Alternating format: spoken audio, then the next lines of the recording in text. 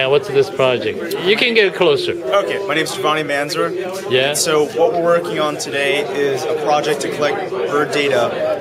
Bird data? Yes, bird data with collisions with buildings. So right now, what's up? What about airplanes? You do that too? No, not airplanes. No? Only for bird collisions with buildings. I see. Yes. Why is that? Well, the reason why we're checking it is to figure out if migratory birds who are colliding with the buildings, if it plays an impact to the environment, to the population of the migratory birds, and what we can do to prevent bird collisions in the future. Oh, really? So right now on Temple's campus, if you look at the SAC, on the awning of the SAC, there's a fake hawk to scare away migratory birds from the building. Because the SAC is one of the buildings we're targeting because there's a lot of collisions happening with migratory birds. Do the birds hit the glass? They're hitting the glass. So the glass is reflecting from the light. It reflects the trees and the sky. Yeah, so they thought it was the sky. Absolutely. So birds think that they're flying in the environment, in the open environment, where actually it's just a window. What did you find? Well, we didn't find.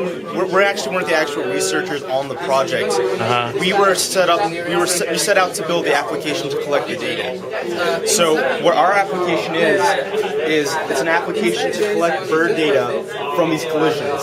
So on our application, they pick the bird species that they found, and then they select the location. I'll be done. Yeah. They select the location on Google Maps of where the collision happened. And what we collect is we collect the latitude and longitude.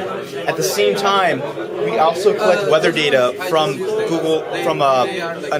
We're using Google Weather API to collect bird data. Not bird data, excuse me, weather data. So we don't want the user inserting weather condition data. Instead, we collect it from another source. I see. So after we collect the data, we can start generating reports. And one really cool thing we made use of is Google's visualization API.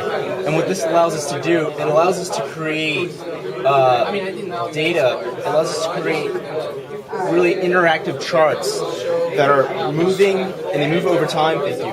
And so we can really see how the data moves over time through the months, through the seasons. And you can see here, these are injuries, these are deaths.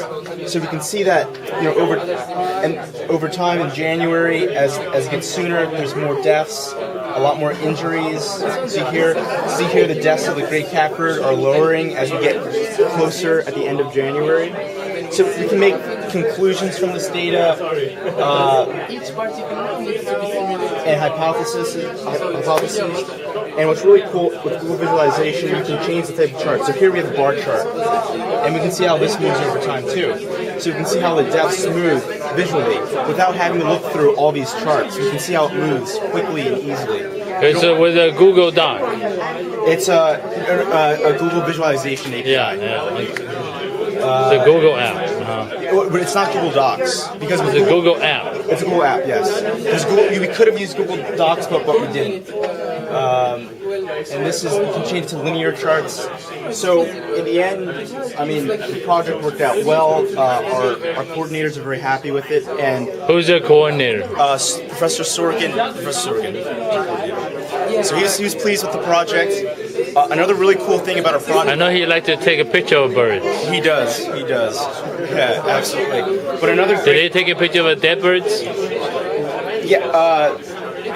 We don't take pictures of dead birds. But, you don't? Okay, there is one shot in there. Yeah, there is a picture of a dead bird. And a really cool part of our project is that it's completely deployable to other organizations.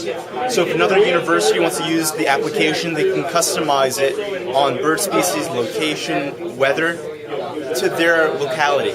So another Audubon Society can use it, another university can use it, any organization can use it because it's open source. Thank you. No problem.